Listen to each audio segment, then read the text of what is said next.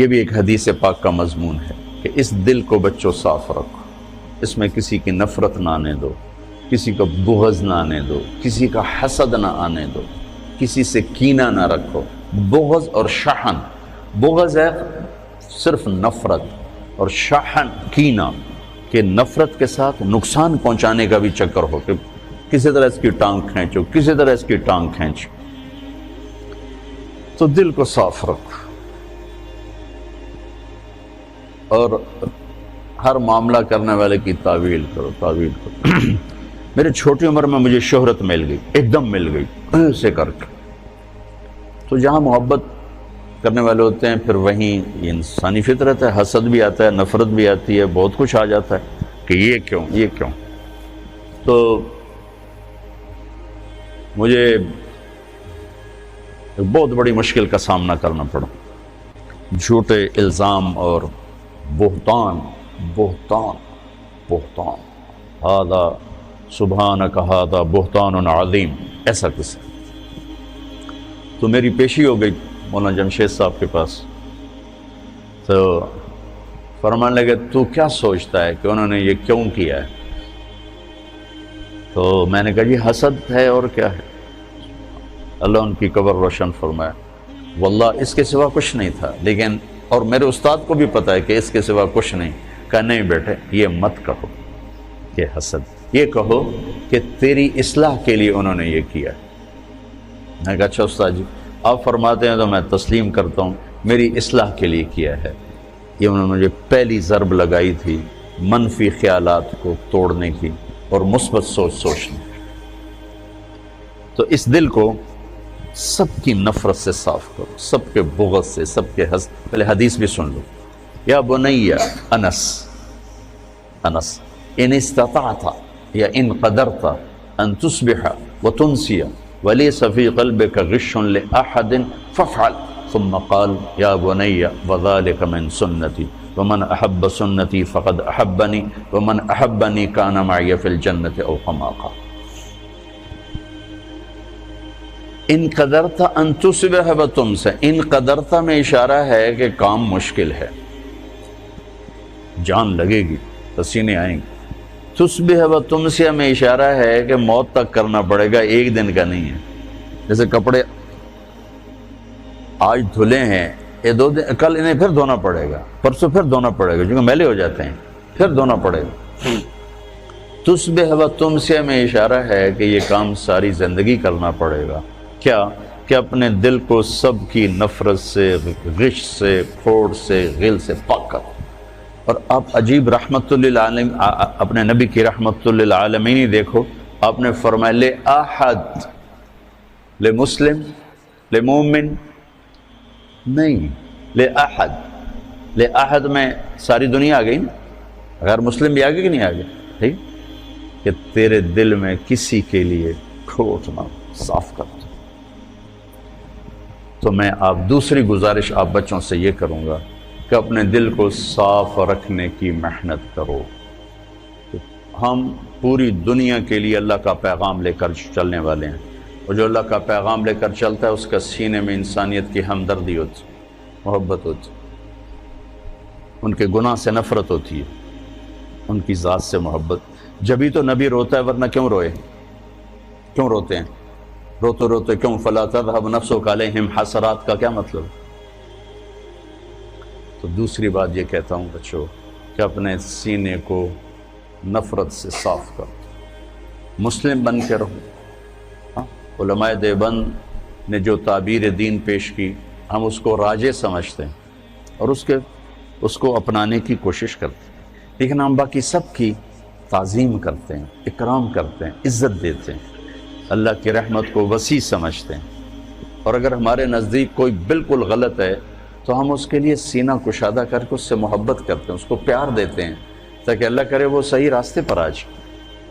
ایک جنازے میں آپ شریک تھے، بہت بڑے مالدار آدمی، کروڑوں اربوں پتی، ان کی بہن کا انتقال۔ تو ایک مولانا صاحب جنازے کے لیے آئے پڑھانے، اب وہ بتا رہے ہیں کہ بھئی نماز جنازہ کیسے ہوتی ہے۔ اور سارے کروڑوں پتی لوگ کھڑے ہوئے ہیں چونکہ اتنا بڑا آدمی تھا۔ نماز جنازہ میں 4 تکبیریں ہوتی ہیں۔ پہلی تکبیر کے بعد ثنا پڑھی جاتی ہے، دوسری تکبیر کے بعد درود شریف پڑھا جاتا ہے، تیسری تکبیر کے بعد دعا پڑھی جاتی، اور جن کم بختوں کو دعا نہیں آتی وہ توبہ کریں۔ دوبارہ سنو، چوتھی تکبیر کے بعد سلام پھیرتے ہیں، پہلی تکبیر کے بعد ثنا ہے، دوسری کے بعد درود ہے، تیسری کے بعد دعا ہے، اور جن بدبختوں کو دعا نہیں آتی وہ توبہ کریں، اور چوتھی کے بعد سلام۔ آگے سارے وہ کھڑے تھے جن کو دعا نہیں آتی،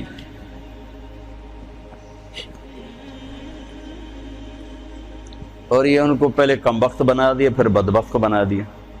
تو اب ان آدمیوں کا دروازہ کھلے گا کسی مولوی کے لیے؟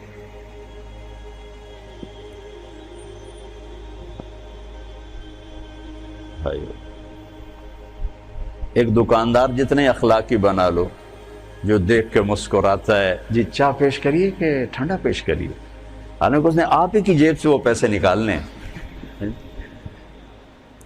پروگرام سے وہ جلدی نال جا کے پیپسی لے کے آ، اور آپ اس سے متاثر ہو کر 100 کی چیز 200 میں خرید کے جاتے ہو، اور آپ لوگوں کو جنت پیش کر رہے ہو اور ساتھ ان کو لعنت بھی بھیج رہے ہو، تو آپ سے بڑا بے وقوف کون ہو؟ ایک دکاندار جتنے اخلاق تو سیکھو۔ یہی کچھ بریلوی ہمیں کافر کہہ کے مسجدوں سے نکال رہے ہیں، مسجدیں دھو رہے ہیں، گالیاں نکال رہے ہیں، تو آگے تمہارے خطیب بھی یہی کر رہے ہوں، تو تم نے حق و باطل میں کیا فرق رکھا ہے، صحیح اور خطا میں کیا فرق رکھا ہے؟ ادھر بھی گالی ادھر بھی گالی، سننے والا کیا کہے گا؟ دو میں ہک ہو جائیں۔ لہذا اپنے سینے کو نفرتوں سے دھو کے چلو، پاک کر کے چلو۔ وَلَيْسَ فِي قَلْبِكَ غِشٌّ لِأَحَدٍ فَافْعَلْ۔ اس پر آپ اور اللہ کے نبی جنت میں ایسے ہو جاؤ، اکٹھے ہو جاؤ۔ تو یہ 2 باتیں ہیں، آپس میں بھی نفرت نہ کرو۔ یہ تھوڑا سا میں نے تفصیل سے کہہ دیا چونکہ آپ کا سفر شروع ہونے لگا ہے، کچھ بچے باہر سے آئے ہیں، اور پہلے تو یہ مذاکرے میں بہت کرتا تھا، ٹائم ہوتا تھا، اب مجھے ٹائم نہیں ملتا۔ پچھلے یہ جو دورے کی جماعت اب سال لگا رہی، شاید پورے سال میں 10 دن میں نے ان کو سبق پڑھایا ہوگا۔ پڑھانا تو میں کوئی نہیں ہوں، میں تو ایسی باتیں ہی کرتا ہوں، پڑھانا تو شیخ رمضی کا کام ہے، شیخ زبیر کا کام، یہ پرانے استاد ہیں، یہ پڑھانے والے ہیں، میرے جیسے تو خالی باتونی لوگ ہیں۔ لیکن وہ میری باتیں ہوتی تھیں یہی زندگی سے متعلق، تو فائدہ ہوتا تھا مجھے بھی سننے والوں کو۔ اب وہ بھی نہیں، اب نیا سال شروع ہو رہا ہے، کچھ بچے پہلی دفعہ آ رہے ہیں، کچھ پہلے سے یہاں ہیں، تو میں چاہتا ہوں آپ یہ سفر اس طرح شروع کرو کہ آپ کی زبان محبت کا بول بولے، آپ کے دل کے تاروں پر محبت کے نغمے چھڑیں، نہ نفرت، نہ حسد، نہ بغض، نہ غل، نہ غش، ان میں سے کوئی چیز آپ کے قریب نہ ہو، تاکہ آپ پوری امت کے لیے ایک پیغام محبت بن کے چلو۔ اس کی سارے بچے نیت کرتے ہو نا؟ ہاں، سارے اس کی نیت کر کے چلو۔ جس کو آپ غلط سمجھتے ہو سمجھو، آپ کے پاس دلائل ہیں، سمجھو، لیکن اس کا مطلب نفرت تو نہیں، نفرت نہیں۔ میں 3 چلے لگا رہا تھا، 3 چلے، تو ایک گاؤں میں ہم گئے تو ایک مولانا صاحب نے اتنی گالیاں نکالی، ماں بہن کی گالیاں، ماں بہن کی گالیاں، کھڑے ہو کر مسجد میں، اور بستر اٹھا کے ہمارے باہر پھینک دیے اور گاؤں اکٹھا کر لیا۔ تو اب میں چونکہ نیا کالج سے آیا تھا، اب میرا دماغ خود فیصلہ کر رہا ہے کہ یہ مولانا صاحب یہ کہہ رہے ہیں کہ ہم عاشق رسول ہیں، اور یہ ماں بہن کی گالیاں نکالتا جا رہا ہے۔ ماں بہن کی گالی نکالنا تو انسانیت کے ماتھے پر داغ ہے، چیز ہے کہ علم اور قرآن اور حدیث اور عشق رسول، اور یہ جن کو گالیاں نکال رہے ہیں ان کو کہہ رہے ہیں گستاخ رسول ہیں، یہ بولتے نہیں اور دعائیں دے رہے ہیں، دعائیں دے رہے ہیں۔ ہمارا امیر کہہ رہا تھا بھائی دعا کرو، بھائی اللہ ان کے دل بدل دے، دعا کرو۔ تو مجھے کسی دلیل کو سمجھنے کی ضرورت نہیں پڑی، حالانکہ میں بالکل نیا تھا، میرا رائمنڈ سے پہلا سفر تھا، پہلا۔ تو اس واقعے نے میرے اندر ترجیحات خود قائم کر دیں کہ یہ گالیاں دینے والا غلط آدمی، یہ صحیح نہیں ہو سکتا، اور یہ جو صبر کر رہے ہیں یہ صحیح آدمی۔